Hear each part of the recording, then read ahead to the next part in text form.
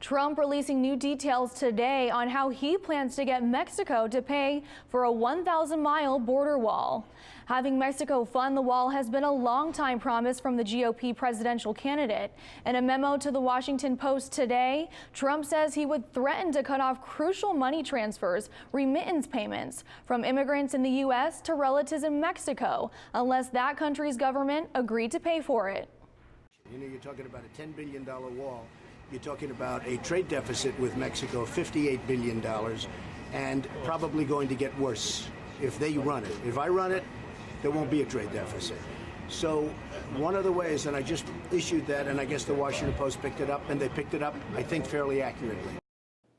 Their proposal sparked quick reactions, including one from President Obama, saying the proposal is not the first time he's heard, quote, draconian policies on immigration. Cronkite News is covering all sides of this issue. Our Washington, D.C. bureau reporter Samantha Witherwax is live with the latest on the reaction to the recent proposal. In a press conference today, President Barack Obama was asked about the GOP frontrunner's plan to make Mexico pay for a multi-billion-dollar wall along the border. He quickly responded with a chuckle, followed by, "Good luck with that." We just talked about the difficulties of trying to enforce huge outflows of capital. The notion that we're going to track every Western Union bit of money that's being sent to Mexico, good luck with that.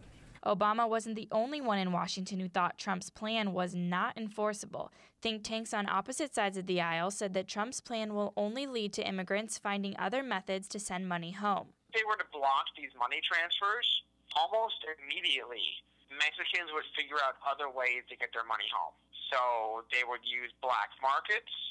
They would transfer their funds to third parties in other countries that would then transfer them to Mexico.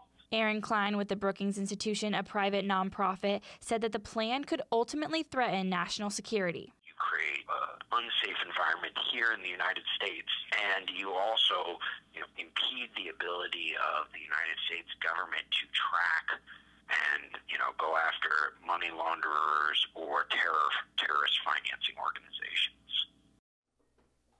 Now, we reached out to some of the groups that would be directly affected by the policy, including Western Union, PayPal, and the Mexican Embassy, but nobody returned our phone calls immediately.